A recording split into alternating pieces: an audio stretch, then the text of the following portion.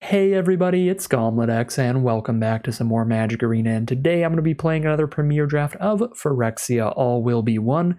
Without further ado, let's get into the draft. One thing to mention though is that the draft commentary for the first half of the draft, so all the way till Pack 2, Pick 8, is going to be post-commentary today. There was a Windows update on the computer that completely screwed up all my audio settings to where it was not recording any microphone audio or game audio for that matter. Didn't notice till halfway through the draft, unfortunately, but I'll still go over everything I was thinking here. This is a really self-explanatory pack 1, pick 1. We've got the Eternal Wanderer in the pack, an incredible white bomb rare. We're going to scoop that up. The other two really powerful options, if you just really don't want to play white, are Hexgold Slash and Cinder Slash Ravager there. Premium Signpost uncommon for green-red energy, and a great efficient removal spell. Probably the best common in the format, the Hexgold Slash there. Pack 1, Pick 2, we've got a lot of solid off-color cards like Hive Master, Sylvok Battle Chair, Mesmerizing Dose, and Skull Bomb, but we have two premium uncommons on color between Bladed Ambassador and the double striking Toxic Duelist. But I'm a little more interested in the Bladed Ambassador here, since that's a card that can fit well into any white strategy, whereas the Jawbone Duelist is particularly for the toxic ones. So that's a card you really want in white-green or white-black, whereas Ambassador fits into any two-color white pair. It fits well even into the toxic decks by just being a very good body, so take the Bladed Ambassador there. And for Pack 1, Pick 3, this is where I'm a little sad that I didn't have just omnipotent vision where I could see the future and know that I was going to get past Cinder Slash Ravager, Volt Charge, and Incubation Sac for green-red. Because if I'd known that, we might have picked one pack, one Cinder Slash Ravager or Hexgold Slash, and tried to go from there. But obviously, not going to take those cards over Eternal Wanderer. So we're in an awkward position here where we can take one of these green or red cards, or we can just take Dune Mover as a really open card that pretty much always makes the cut. It's better in toxic strategies or artifact-based strategies, but those are every single white strategy except for white-red. You know, white-blue artifacts, white-black toxic, white-green toxic. So I figured Dune Mover is open enough here where it's going to be a fine card for anything we end up in, and it's going to be a pretty good card in those particular archetypes. So I went for the Dune Mover here, but it was pretty close. I mean, Volt Charge, Incubation Sac, pushing into a secondary color there.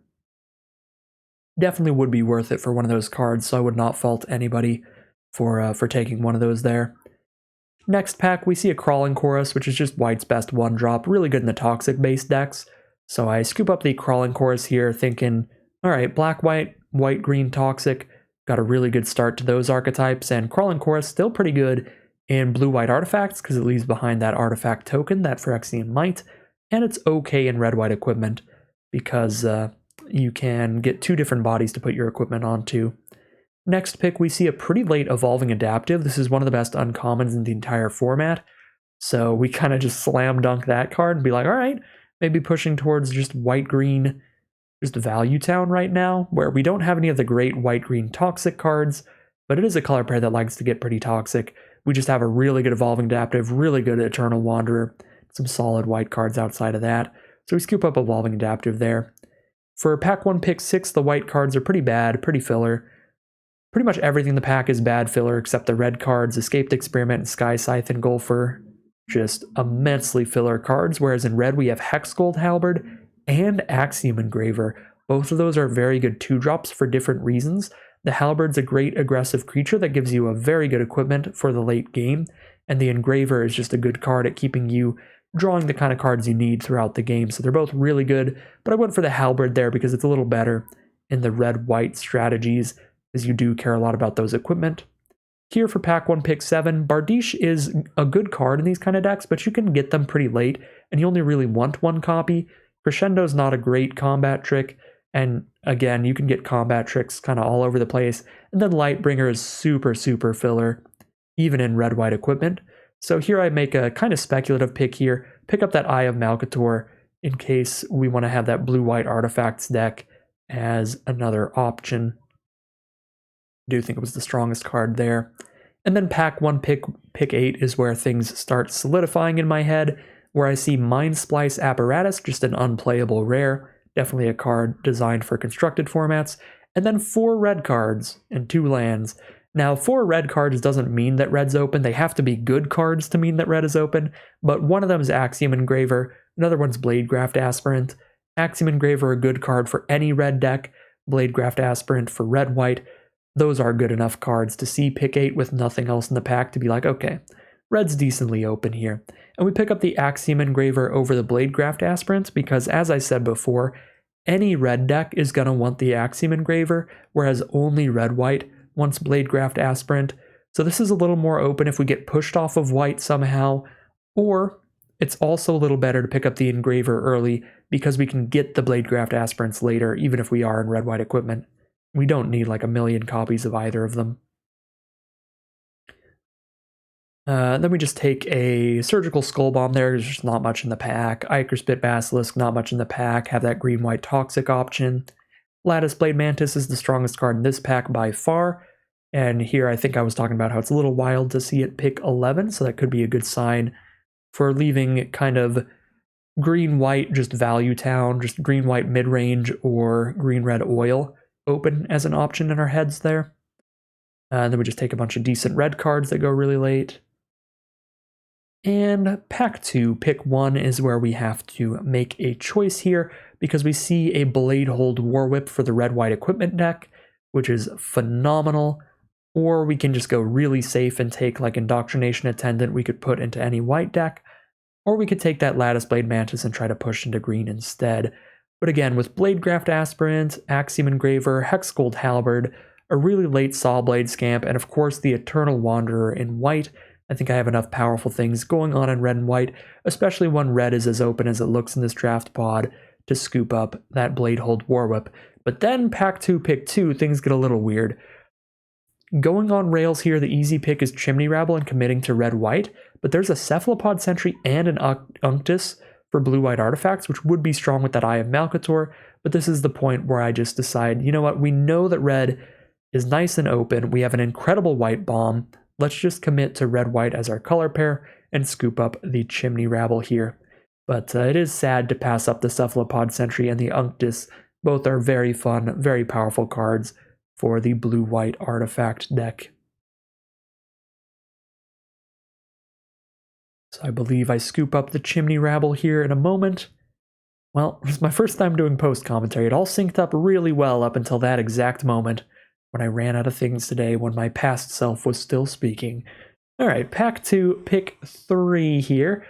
Pretty bad pack. We just pick up a Volshock Splitter or a Free From Flesh. Off-color cards in there are pretty solid though. There's a Chrome Prowler for that blue-white artifact deck or Canker Bloom for just the green good card deck, if we were still on one of those. Pack 2, pick 4 is a very easy Hexgold Slash as a premium instant speed removal spell. And I believe this is around the time where I noticed that the audio was not recording, so I start making my picks incredibly quickly, because I'm like, well, it's not recording anyway. As I try to work on that in the background, as you can see, my cursor is completely off screen. I'm trying to fix the audio stuff going on. So we take the Hexgold Slash, incredible efficient removal spell. You definitely want a lot of those in the format. And then we're just drafting on rails from here. We take an Exuberant Fuseling as a great 1-drop creature. We take a Volt Charge as another great removal spell. Got to pick up those pieces of interaction. Just take the on-color card to cut our colors. And then here I think I just take Serum Core Chimera for Vault Progress because I'm not very interested in that combat trick. And then we're into the live commentary. Alright, now we are into the live recording. Take an Indoctrination Attendant here to pick up our 4 Mirrodin equipment. Very, very powerful 4-drop for this archetype. Spreads the board wide as well to give you more things to put your equipment onto, like your Volshock Splitters, especially the ones that can give extra power to creatures. Being able to slap some extra power onto a Mite is quite nice. Gives you some flexibility with that later on. This deck is looking incredibly powerful now. We just need a few more strong non-creature plays, ideally. Not going to play Enforcer, even in blue-white artifacts and red-white artifacts. It's inconsistent because even if every permanent in your deck outside of lands are artifacts, you need to be in a position where you have multiple permanents on board for it to be a decent card. So it's a card that's not even good unless you're already in an okay board position. So it's just very unhelpful when you don't have a good board position and you're just trying to survive. Take some more filler.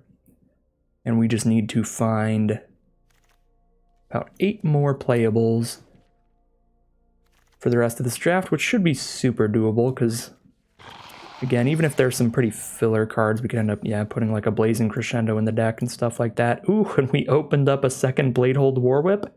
Well, that's going to be pretty busted. We'll absolutely scoop that up. If we're tremendously lucky, we can wheel the Batter Fist, but if not that, maybe the Sawblade Scamp. But unlikely that we wheel anything out of that pack. All right, triple Bladehold War Whip the deck. Let's go.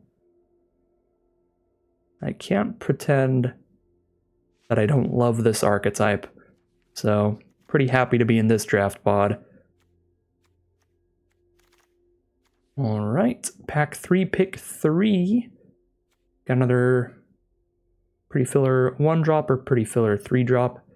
I actually might go Lightbringer over Scamp. Well, I already have 4 3-drops, and they're all way better than Lightbringer, especially with triple War Whip. Maybe I just rare draft the Mythic Rare, honestly. I don't think Scamp is the greatest in this archetype, but I guess it's the only playable card for us here that might make the cut. Alright, we only have 4 2-drops. We could definitely use a Justiciar in here.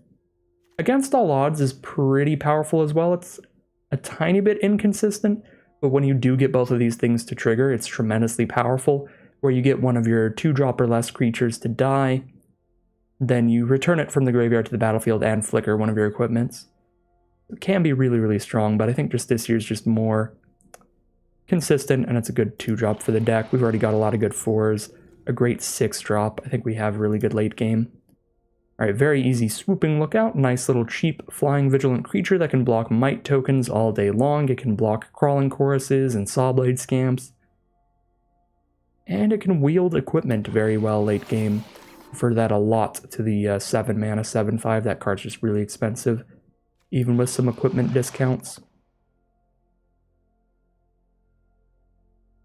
Alright, Shrapnel Slinger's fine filler, or we could take a Bardiche here. I actually think I want a Bardiche here. This is another one of these equipment like Volshock Splitter that makes all of our early drops a lot better in the late game, just by having an equipment around to buff them up. And we have 0 5-mana cards right now, so we'll grab 1 Bardiche here. I'll take another Axiom Engraver, although Basilica Shepherd is also fine for the archetype. I think I'd rather have a second Engraver, especially when I have an Eternal Wanderer to try to dig through. We can dig for lands to cast that, or we can dig for the Wanderer. Getting rid of a bunch of extra lands late game, either way. Free from Flesh looks like a pretty fine combat trick for the deck. I don't like Resistance Reunited that much, even in the equipment deck, because 2 mana is just a whole lot to hold up. It's a lot easier to play a little 1 mana combat trick and still play another creature for the turn. And usually +2/+2 is just going to be just as impactful as like +2/+2 Indestructible. It doesn't happen too often that your creatures are massively outmatched. Another Blazing Crescendo. I don't think I'll play that though. Last pick, Lattice Blade Mantis. This was a wild draft pod. We definitely could have been green-red oil, but I opened up Eternal Wanderer, so I wasn't going to first pick that Cinderslash Ravager in our opening pack. But yeah, I mean, Adaptive and double Mantis. Wasn't even approaching green that heavily. Saw a lot of Vorax there, I think, as well. Pack 2, Pack 3. Alright, let's build this deck. I think with Eternal Wanderer, we're safe to play a 17-land build. Although with Dune Mover, we can kind of pick up an extra land there. With double Engraver, we can get out of Flood, though. I'm going to stick to 17 lands here. Probably just cut 2 Sawblade Scamp, honestly. If I sort our equipment up top,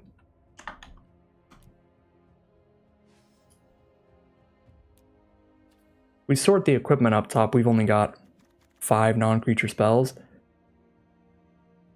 Puts us at 18 creatures, basically. If I cut 2, so yeah, we'll just cut double Scamp. I think they're the weakest ones in this deck, although Chorus might be a little weaker, but the fact that it gives us 2 bodies is still decent for the equipment archetype, even if we don't care about toxic at all, which we don't. It does give us 2 bodies off 1 card to move the equipment around. I'd rather just have 1 of each, I think. And pretty simple deck building here. We just cut 2 of our scamps and I think we call it a deck. I mean, we have a Blazing Crescendo in the side if I want to play 2 of those.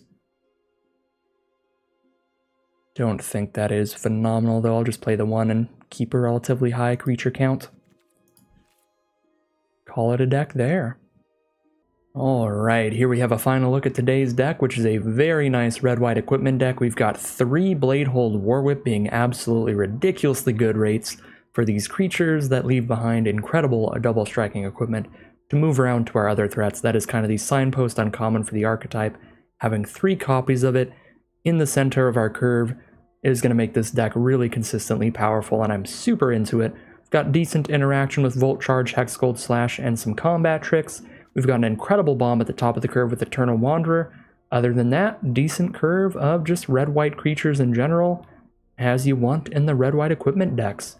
So very self-explanatory stuff here. Without further ado, let's just get into the gameplay. Game 1 is going to start off with a mulligan here with no white source in the hand. And this is a much better hand for us. I think I'll get rid of a land because I can just Dune Mover into another land. So we'll still be on a basically 3-lander, so I can go Dune Mover into Aspirant here. Opponent starts off with a turn 1 Fuseling on the play. I do hate to see that.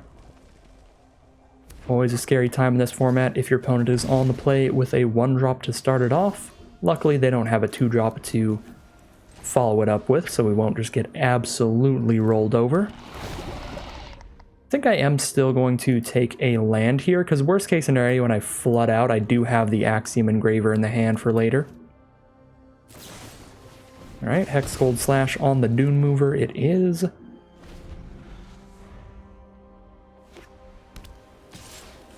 They are on red-white as well, but they don't have a 3-drop in their hand either. Alright, well, we'll just play... They kept this hand with Fuseling, Hexgold Slash, and question mark. Could be that they kept it because it has a ton of removal, and Aspirant could draw the removal spell from them, and if it doesn't, it's going to block Fuseling well. Alright, Chimney Rabble is the play. It does not block that. Yeah, and the worst case scenario with our line here is that we still get to go Engraver Warwhip next turn, which is nice, although I did draw my own Chimney Rabble. Also tempting. I think I'm actually going to play my own Chimney Rabble instead here and hold that up as the blocker. Good for 2 with the Aspirant. And then there's my Chimney Rabble.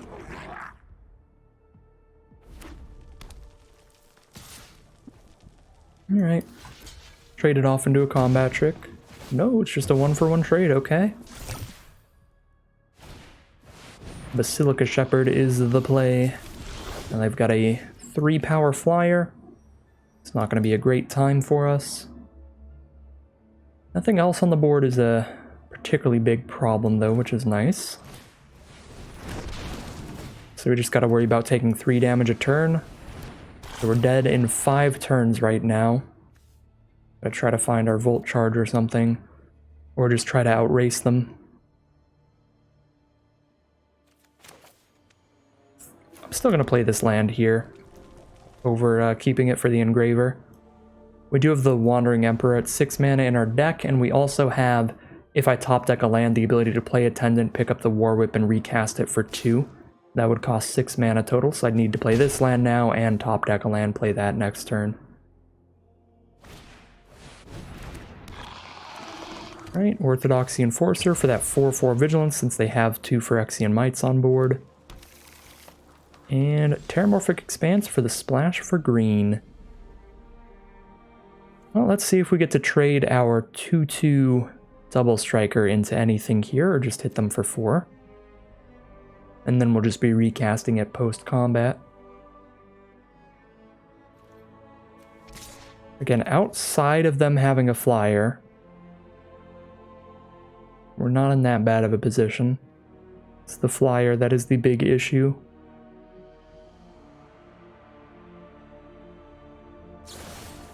Alright. Take a Hex Gold Slash on my 2/2. And here's the Indoctrination Attendant.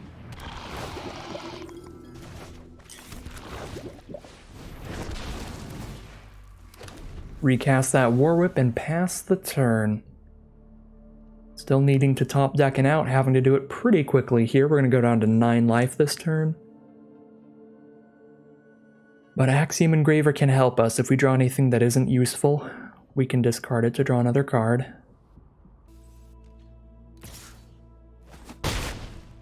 Down to 9. And their first top deck of the top deck war is Planar Disruption. Pretty good one, but doesn't actually do that much right now. Still have good blocks on board without the Intendant.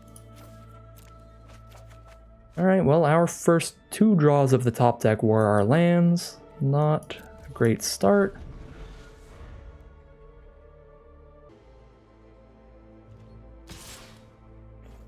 Down to 6 now from the Basilica Shepherd. Crawling Chorus doesn't do much for us, but it's probably better than a land, so we will discard the land here to draw a card. Yikes, alright, we just hit a couple 1-drops here on like turn 8. We are going to play 2 more blockers here, so I guess I can send in the Double Striker. We're just dead in 2 hits to this Basilica Shepherd.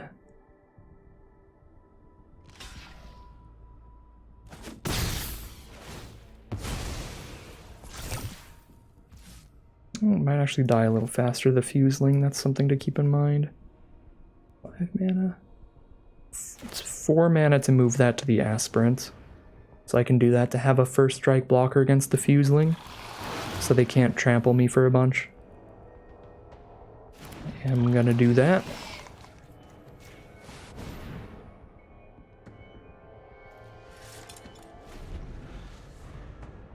So now all they hit me with is the Shepherd again. But I'm dead to 1 more hit from it.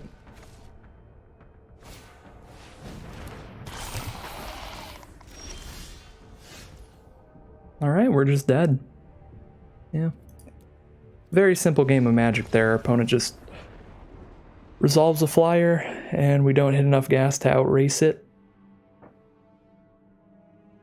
Biggest outs would have been just ways to deal with the flyer, but I don't have a lot of those in this deck. I could have hit Volt Charge or the Eternal Wanderer. Those would have been the biggest outs in the whole deck, but if we just hit enough gas, we could try to outrace there.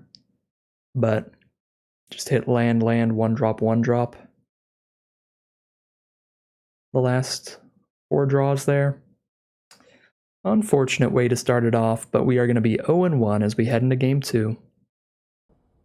Alright, here we are in Game 2 on the play. We will keep this with a turn 2 Justiciar into turn 3 Blazing Crescendo, turn 4 Volshock Splitter.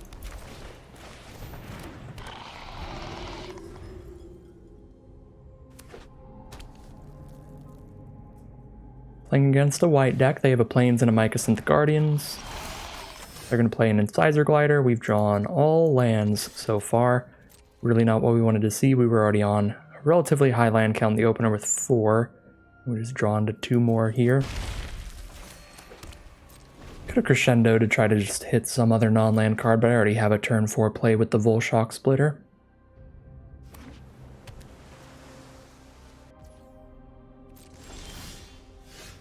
Well, got a late game Eternal Wanderer this time. That could be great.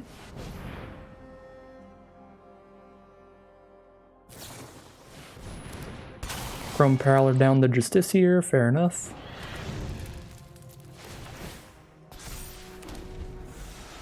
Still drop our Volshock Splitter and pass the turn.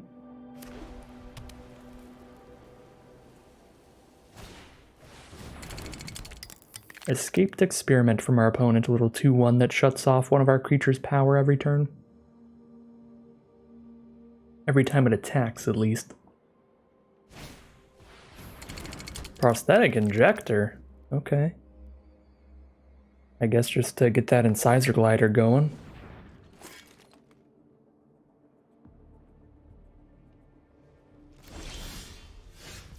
But no attacks with it still. Alright, well we go for Blazing Crescendo lines now.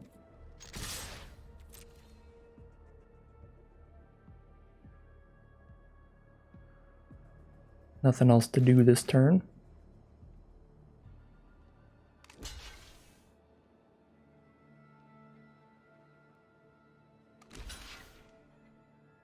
Okay, I just want to make extra sure they kill the Justiciar. That's fine. I want to kill the Glider over anything.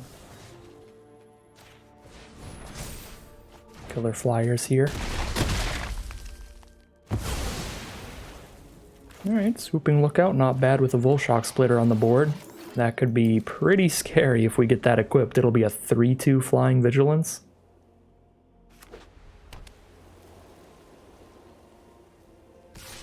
Take my 3 damage, down to 24.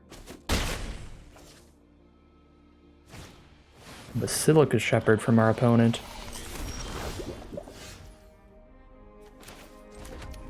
Can wander them down to just 1 Might token. But then if they have a removal spell for Lookout, they will kill the Wanderer.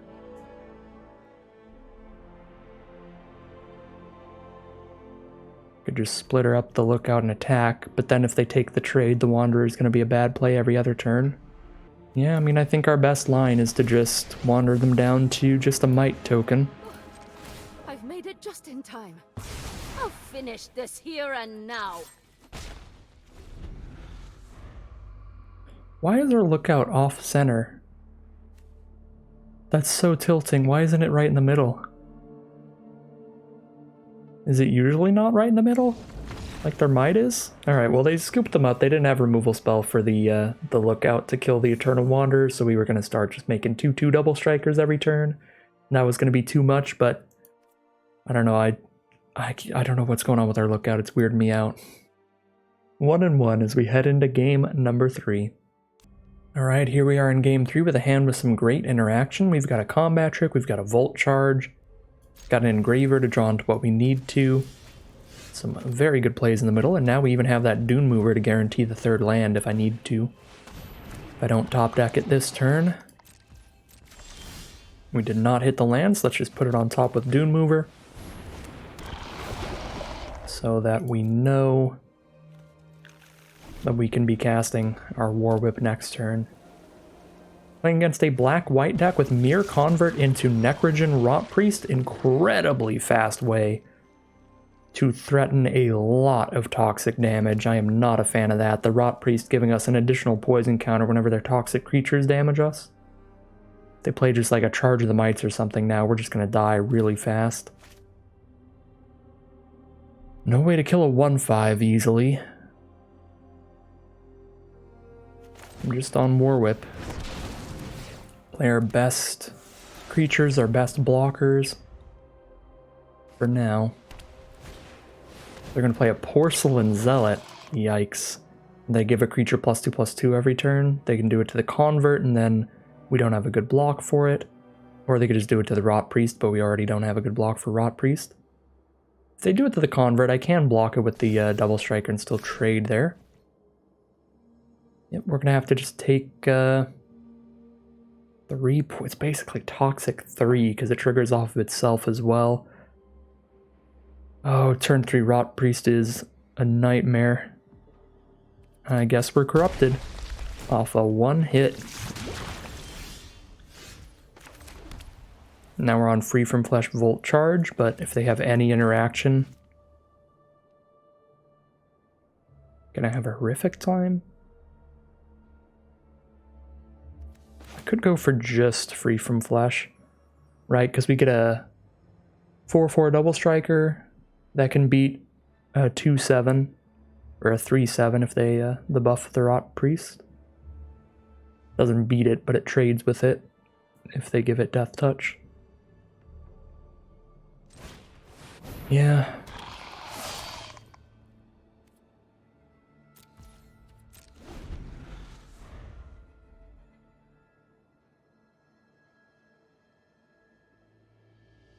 Like, if they clear out our 2/2 Double Striker, then holding up Volt Charge doesn't even help us that much, because we have a single 2/1 We'd have to like block Rot Priest, free from Flesh the Doom Mover, and Volt Charge the Rot Priest.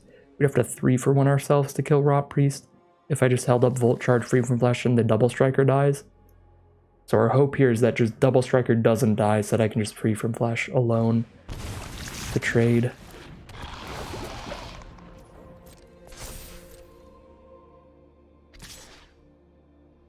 Okay, this is going to be really good for me because since they don't have the mana up to give it Double Strike, or to give it Death Touch, we'll actually just beat the Rot Priest and not lose our Double Striker. Yeah, so that went very well. Now I can Volt Charge the Zealot. Get a 3rd oil counter on my Rebel token. That's obviously quite valuable, right?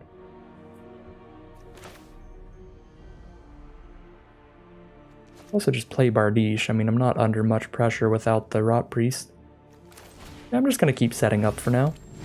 Here's a Bardiche. Pass the turn. Another Hive Master. A Siphoner. Okay.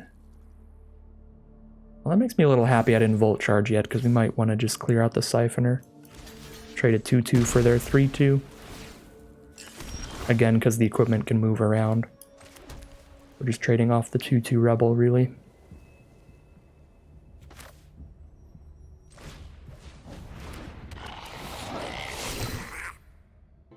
Volt Charge is 3 mana. I can't move any equipment and still Volt Charge this turn. I feel like I would love to make a really juicy Bladecraft Aspirant.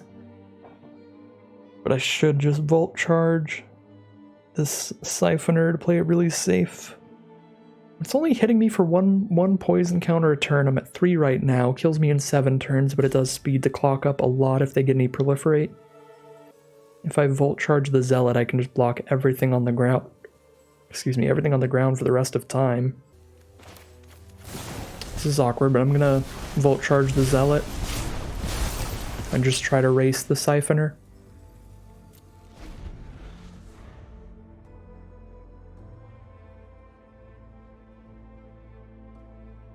Next turn we get to play Engraver and put Bardiche on Aspirant, start hitting them with that. 4-4 Vigilance Menace, they'd have to double block to kill it. Clear out 2 of their cards. Then turn after that I can move the Double Strike onto it. That really speeds things up. Oh, it's only 2 mana to move it around. Alright, well, top deck Charge of the Mites can clear that out.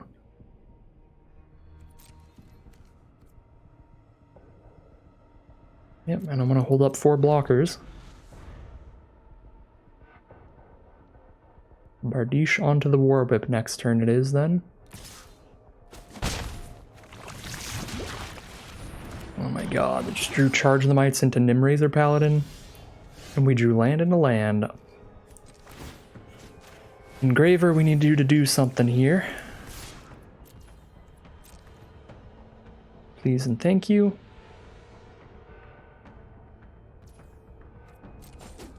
At 5 poison, though, I don't think I can afford to tap the Engraver until after blocks.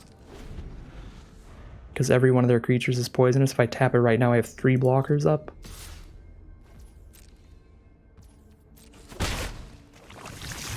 I guess I should have used it right there. In case I hit Hex Gold Slash, we could shoot the Siphoner right then. Since they already declared the attack, it's not like Engraver is going to get any blocks in. Ooh.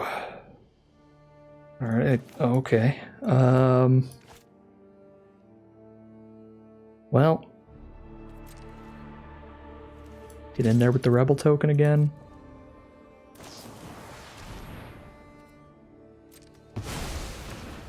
Oh, so they went Charge the Mites into Paladin into Anoint.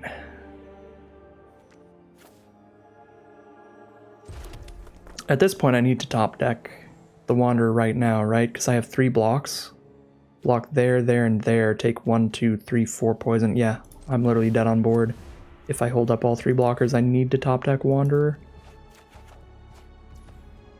And Crescendo can't get me there because if it's Wanderer, I've spent 2 mana and I don't have enough. Well, I have just as many blockers as if I didn't hold up. The Crescendo. Or I have just as many blockers as if I didn't tap Engraver. Which is dead on board. Alright. Very similar to our first loss. I mean... Opponent just hit 3 spells in a row when we hit 4 lands in a row. Not a lot you can do in those positions, and we are 1-2 as we move into game 4. Alright, here we are in game 4. Opponent is on the play. I'm going to start off with a Fuseling over the Chorus here. Make sure that gets as many counters as possible from all the other combat going on. Opponent's got the turn 2 Pestilent Siphoner. You know what? I'm offering the trade. Alright, they don't want to take it. Play a Bladed Ambassador here. And then we'll drop a Bladehold War Whip on turn 3 and just get really aggressive. It's a 3 power creature turn 2, basically a 4 power creature turn 3. Ranch Blight Stalker. Alright, not a big deal. Trade a Fuseling into that on blocks. Trade an Oil counter into it on attacks. But they refuse to block, so we'll just play a War Whip. And now I have the Double Striker to block the Stalker. Still choosing not to attack with Fuseling though, because I only hit them for 1 more damage, whereas now if they have Anoint with Affliction for this Rebel token, I can still block the Stalker, which I think is important. Alright, turn 2 Siphoner, turn 3 Stalker, turn 4 Head Cleaver. Very poisonous curve of creatures. Wish I had double white here to go War Whip and Chorus. I could still play War Whip and use the Ambassador's token, but the Ambassador can't even attack in here. I guess I just send in the Double Striker. And then I definitely play another War Whip. So we'll be playing the War Whip and holding up the Oil counter. So I could maybe double block Head Cleaver with my Ambassador and Fuseling, I guess.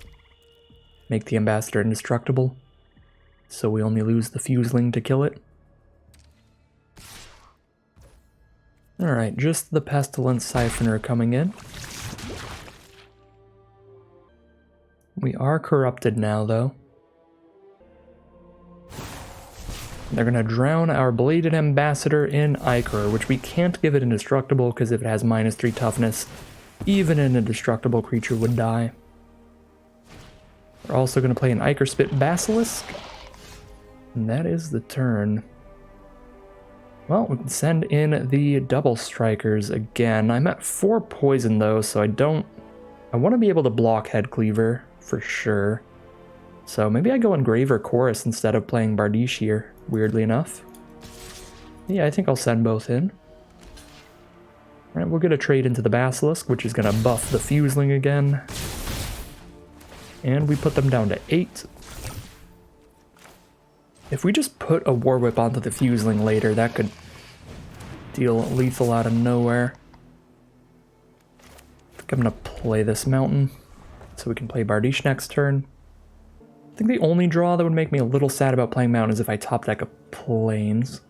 Because I'd rather have 3 Mountains and 2 Plains on board and then keep discarding the 6th land than 4 Mountains and a Plains.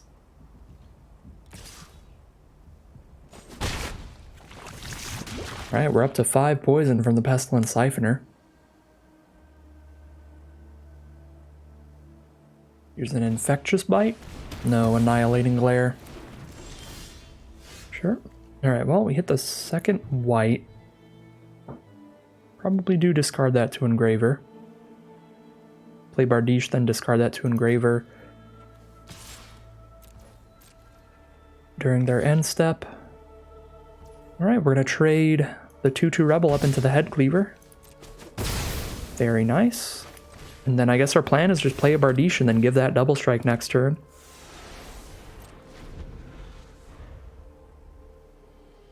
Definitely getting a lead on the board state with these War Whips.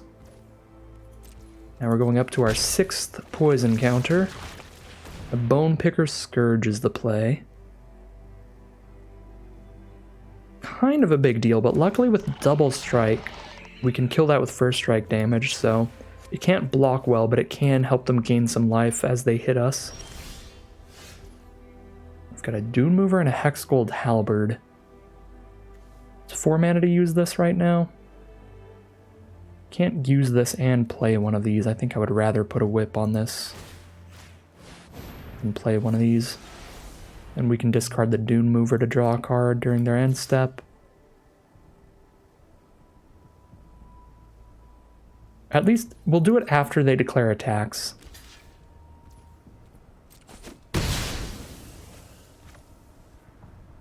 Well, if they're going to block with the Stalker, then I guess I could do it just right now, because I don't need Engraver as a blocker if they don't have any creatures on the ground.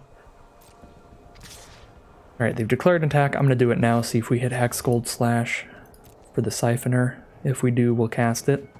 Nope. Indoctrination Attendant is the draw. So we are up to 7 poison counters.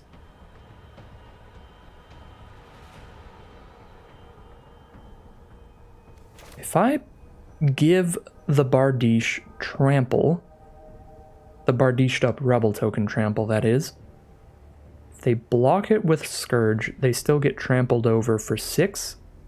If they don't block it, they take 8 from it. That's not lethal on board, because then they could just choose to block like Engraver with Scourge and they take 9, but they gain 2, go to 1. And if I attack with only it, they have to chump with Scourge, but then they go to 2. So it's not lethal on board, but it's still a really good spot to be in. So I am going to give it Trample and attack with it. But I'm going to choose to only attack with it because the 2 ways that this goes, if they don't have a removal spell, is if I attack with only it, then they go to 2 life and lose the Scourge. But if I attack with all 3, they go to 1 life and don't lose the Scourge. I would rather them go to 2 and lose the Scourge.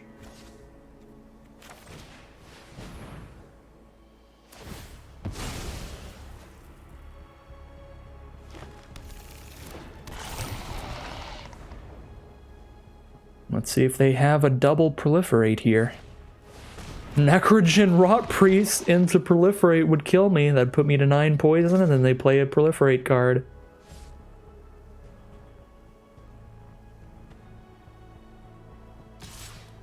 Send in the attack. That's me at 9 poison. They're at 2 life here. Just attack with everybody. Let's play a haste creature as well. Do absolutely everything I can.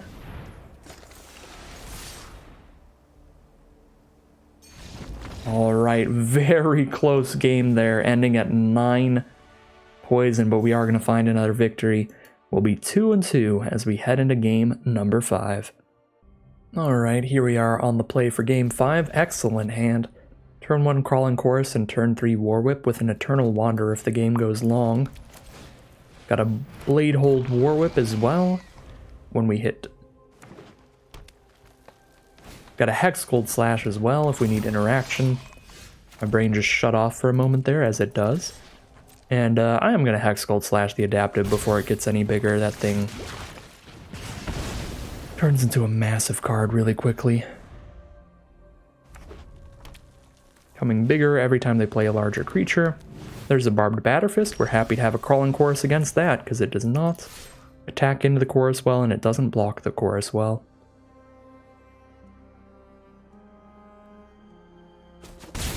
Alright, still attacking because we're going to have a first striking blocker here with the War Whip.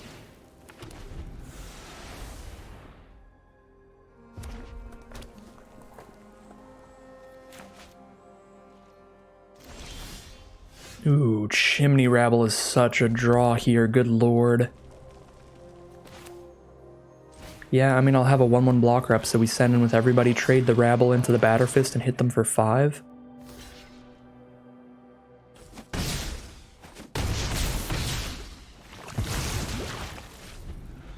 Keep that pressure on them. There's a Chimney Rabble of their own. They are going to hold it back on blocks here, play it nice and defensively. Send the War Whip, we would trade the Rebel with the Rabble, which is kind of fun. It's kind of a fun alliteration there. Trade the Rebel with the Rabble. Yeah, that sounds very fun. Let's do it.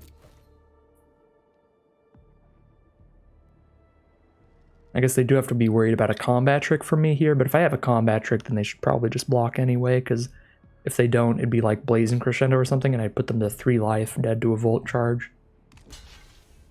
It'd be +3/+1. 5 power Double Striker. Just does an enormous amount of damage.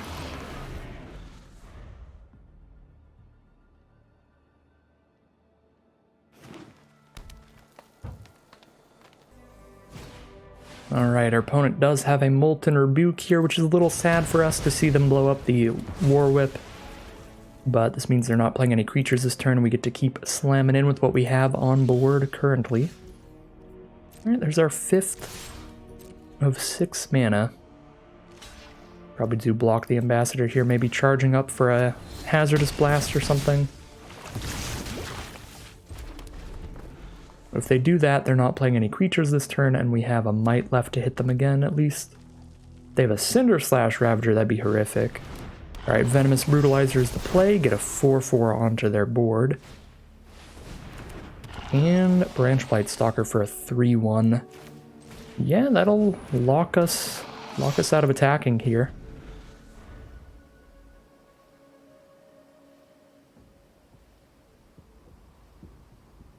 Still have the board state to where neither player can attack very well.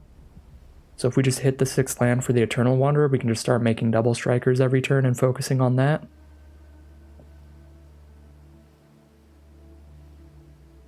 Overwhelming them with a bunch of discount Bladehold War Whips. Got them from the bargain bin.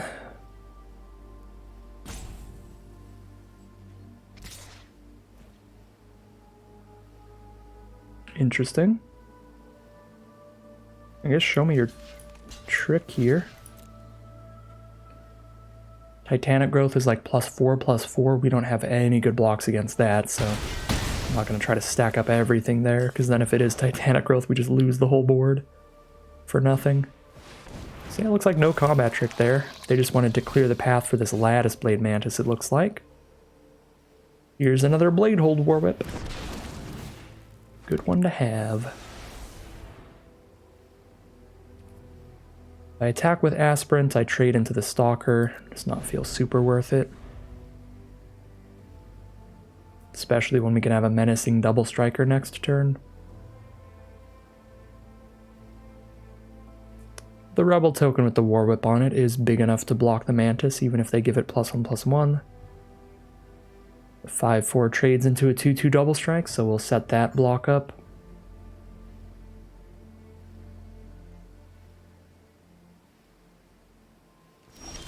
Alright, they're just going to pass the turn. Dune Mover into the 6th mana for the Eternal Wanderer, or move the War Whip onto the Aspirant and poke them. I'd rather just set up the Eternal Wanderer here.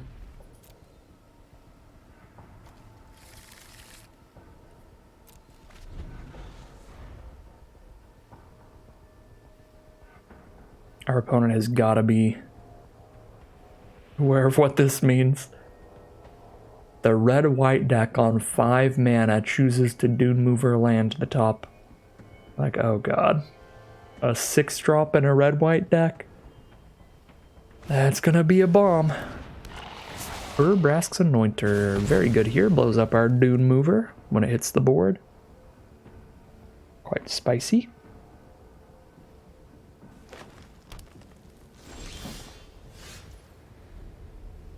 Alright. Can you do anything about the Eternal Wanderer? I fight for the entire multiverse. Thank you for your help. Gonna be the question.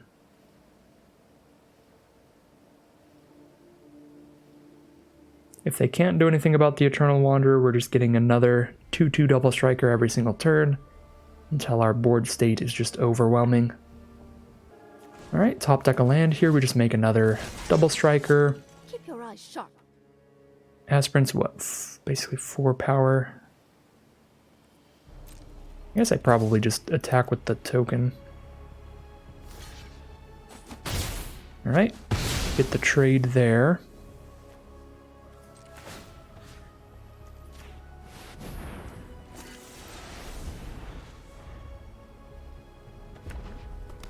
They don't have any blockers that are good against double strike anymore, and that is just going to be game. We are now 3-2.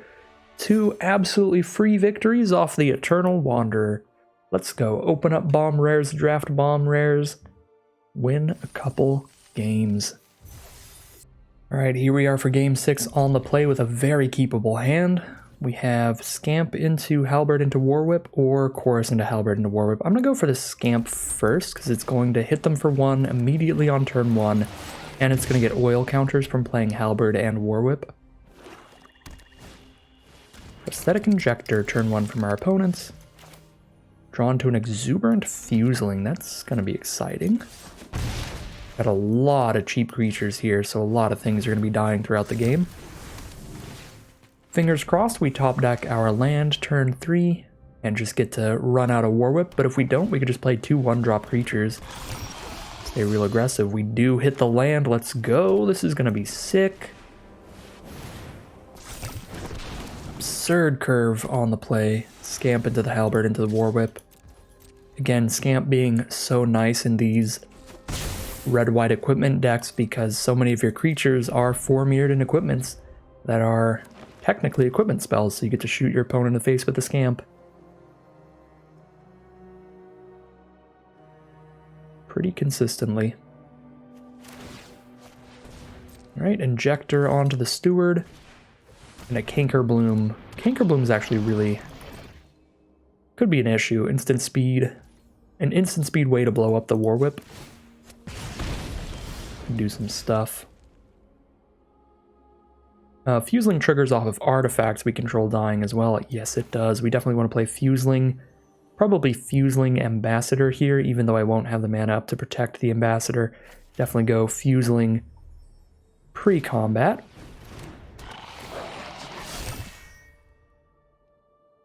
The Steward is a really annoying blocker with the Injector on it, because it's just going to trade 1 for 1 for our Rebel token that has double strike right now. And then they can just put the Injector on the Cankerbloom and have another 4 toughness creature to trade 1 for 1 on.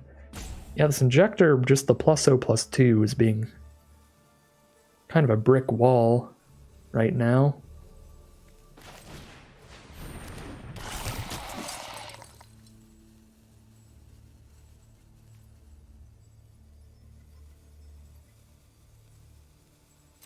I mean, I guess, you know, every time we lose a creature, we're getting a counter on Fuseling.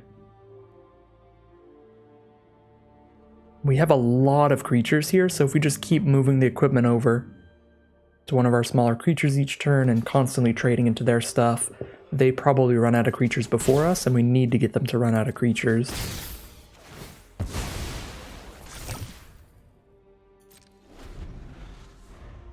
Do need to hit a couple more lands, though, to Warwhip it up onto our next threat. Ribskiff is the play. That's a 4/4 blocker. No attacking into that because they can crew it with Cankerbloom.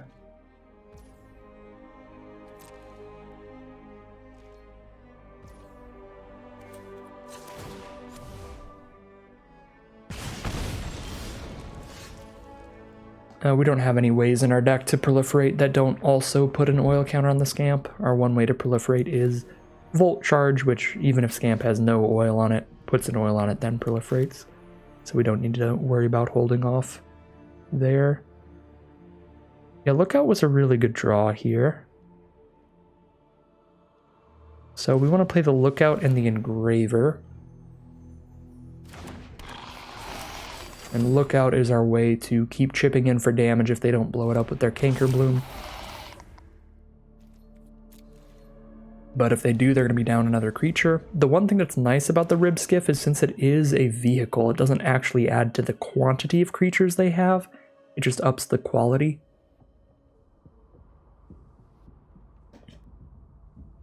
So they still only have 1 blocker every turn, even if it is a 4/4. Whereas we have 6 potential attackers.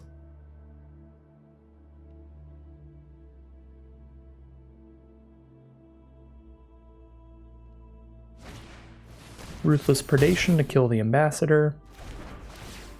Buff the Fuseling.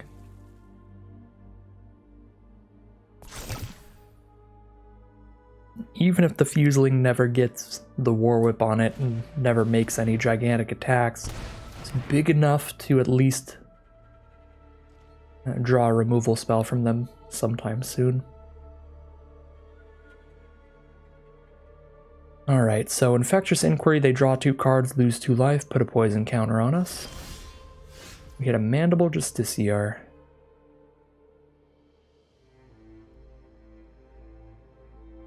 Well, we need to hit lands to move this War Whip around. Use the Engraver. I'd rather discard the Chorus. Find a Free from Flesh. That would give the Fuseling 3 toughness total. And a boatload of power. Puts another oil counter on the Scamp.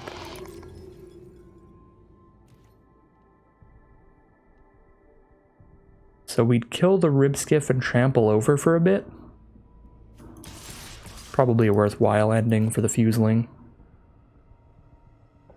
And if they blocked the Halberd, the Rebel token with a Hex Gold Halberd on it instead, then we just kill the Ribskiff without losing a creature.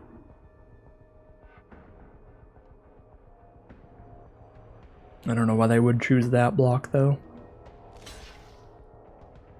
Alright, so we'll kill the Ribskiff, trample for 1,000,000. Get some more oil.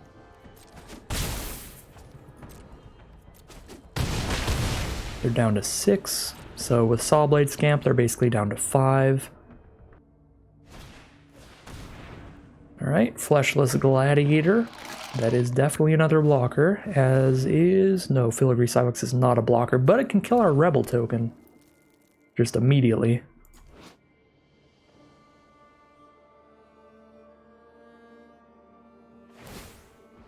Yeah, they could just sack and kill our Rebel token. That's not ideal. They're probably planning on putting an oil counter on it, though, and killing our Lookout and Sawblade Scamp. Because they can block the Rebel token, but they can't block the Scamp.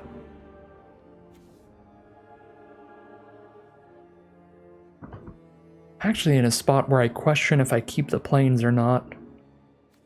5 mana to equip War Whip? Feel like I do? Just play the planes here? They have 2 blockers total. If I attack with everybody, they can block the 2 power creatures, take 1, 2, 3. Put them to 2 life, that's dead to Volt Charge.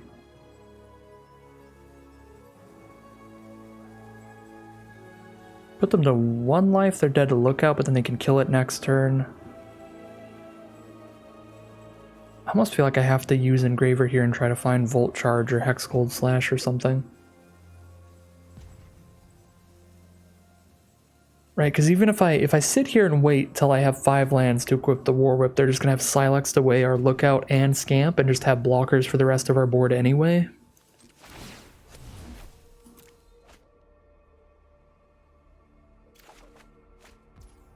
Alright, well, we're still on the way to the 5th land for War Whip.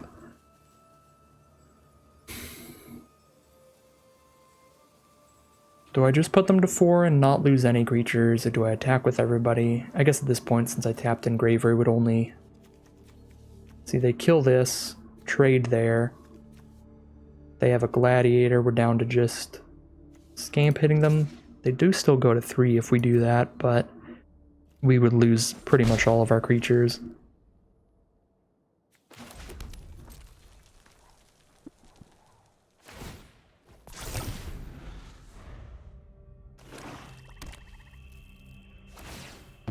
Yep, 2 for 1 Silex.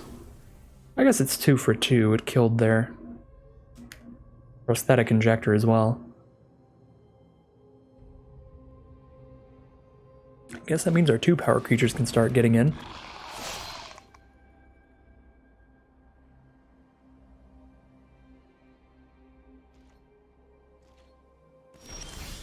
Alright, well there's the 5th land for the War Whip. Put the War Whip on Justiciar, we get to attack with both of these. They could sack Cankerbloom to kill the War Whip and then trade with Justiciar, chump the Halberd. Yeah, that seems good. If I put the War Whip on this, then I think they still just blow up the War Whip and double block. Alright, I could first strike one of these and then the other one kills it without dying.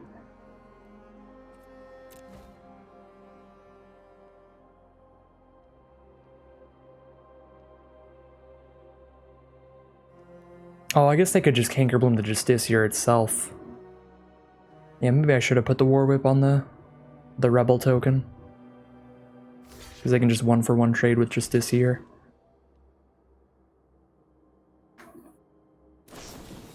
Ooh, Titanic Growth. Alright, well that would have been a nightmare, whatever I did.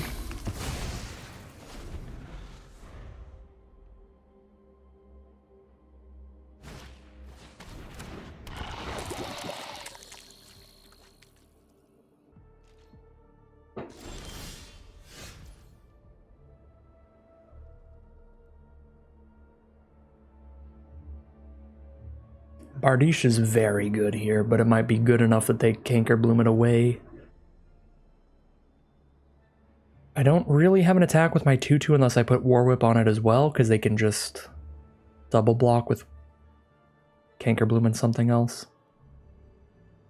I guess they have to lose Cankerbloom to kill my Halberded up Rebel. Yeah, I guess I've got a solid attack here. And then if we get rid of Cankerbloom, then Bardiche can stick around.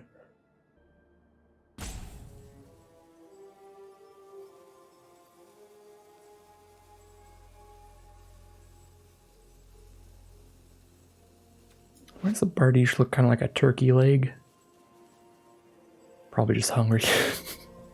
I swear to God, I'm not a cannibal. I'm not trying to eat this arm.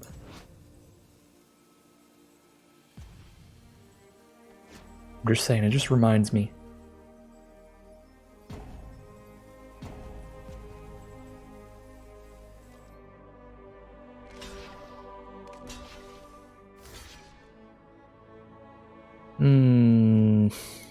That is so tempting. I could kill Skull Dweller and Bearer, but I think I kill Cankerbloom.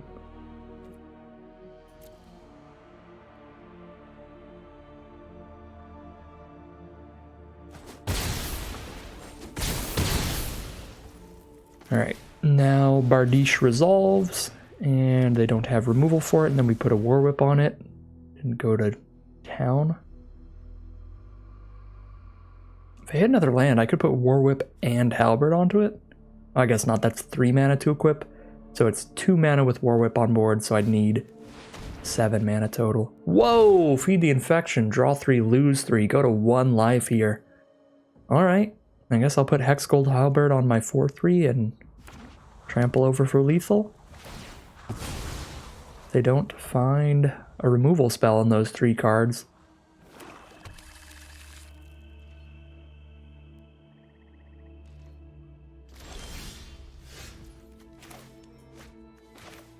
Show me that Anoint with Affliction, I guess.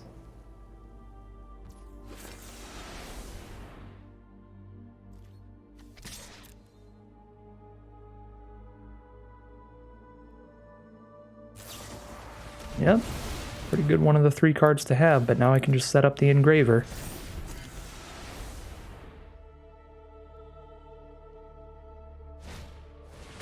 Scheming Aspirant, that could be an issue if they have any Proliferate cards that could get them out of the 1 life predicament that they are currently in. Oh, we do hit a land though, which means we can put War Whip and Halberd onto this, which is lethal on board. It's Exactsies.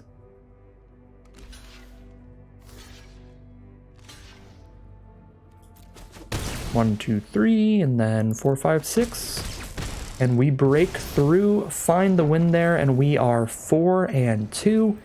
Pretty much breaking even for this draft no matter what, which is very nice. But we're going to do as much as we can, take it as far as we can, see if we can't get some gems. Heading into game number 7. Alright, here we are for game 7. Our opponent is on the play. We've got Lookout into Engraver. Might just play Ambassador first, but then we've got a nice Chimney Rabble turn 4. Excellent stuff here. Alright, turn 1 Lookout, let's go. Get this thing started. Playing against the blue deck here with a turn 1 Surgical Bay.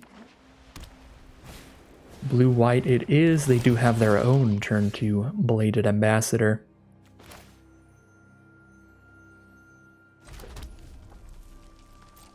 I'm just going to copy them here. Play my own. Fits really well into the curve because next turn I don't have a 3-drop to play, so I could play a 2-drop and hold up the oil counter ability if I need to use it. If I don't need to use it, then we can just go Engraver and Fuseling next turn. That would be only if I hit a mountain though, that's the awkward part. Ooh, Bladehold Warwhip, I guess I have a 3-drop now, which means that's going to change things. Also, the fact that they played the Flying Mote of Death is going to change things. Pretty impossible to attack into a Gadaxian Raptor.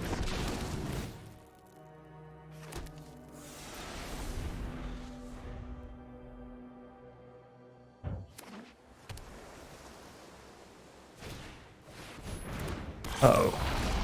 Got a Trawler Drake on the board when they have the board state nice and locked up. I guess they get to trade the oil counter into the Rebel token. That's really bad. Yeah, we just need to set up an Engraver and try to draw into the Eternal Wanderer here, I guess. Because our opponent has done a very good job at locking up the board state. Really just all it takes is one Gataxian Raptor. That thing blocks so tremendously well. But the Ambassador to stop the War Whip as well was actually important here. Not a lot of cards that can freely block a War Whipped up Rebel token, but Ambassador is one of them. Yeah, and that means they've got the board state unlocked. They have all the time in the world to set up this Trawler Drake. Ooh, and they might even get to 10 oil counters to shoot us in the face with this Filigree Silex. That's 6 on board already. Now an Escaped Experiment is the play. And, yeah, we're losing this game pretty fast here. We need to hit a land drop every single turn and get this Wanderer on the board ASAP. That is not a land drop.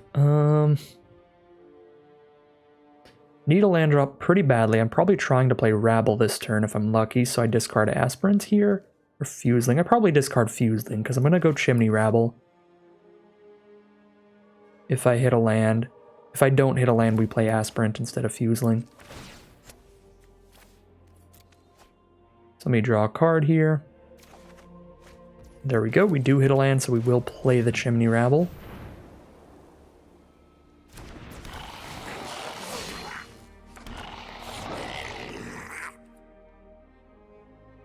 And pass the turn.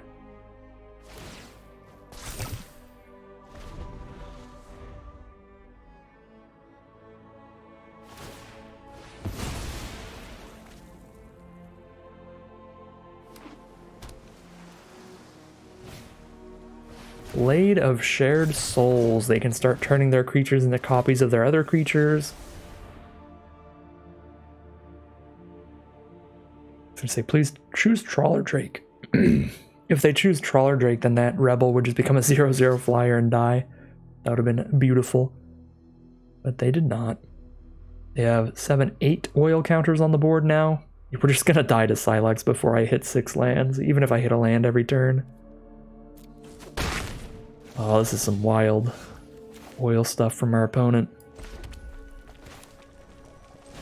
I guess I just have to chump block this turn, but even if I chump block, they have enough flyers that I chump block Trawler Drake and Raptor gets in for 4. And then we just die to the 10 damage from Silex either way. 2, 3, 4, 6, 7, 8, 9. 9 oil counters. I guess they do have to play a non-creature spell. Because they have to tap the Silex when they shoot me for 10.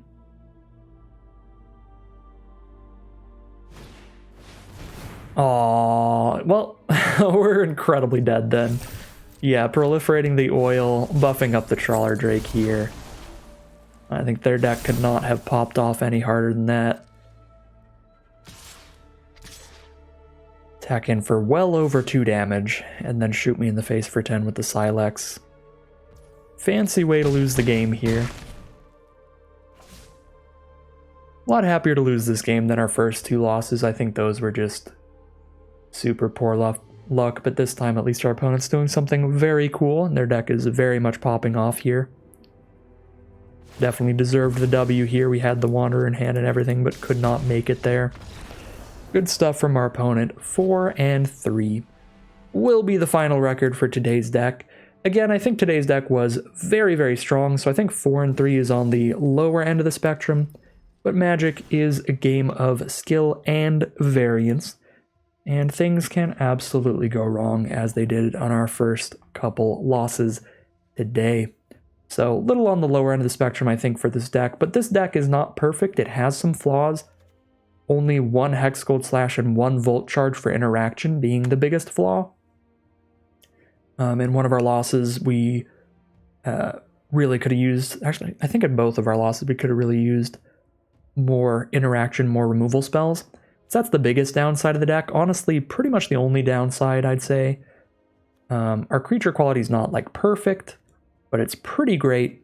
The triple War Whip is phenomenal. The Wanderer at the top of the curve is ridiculous. Attendant, Rabble are great.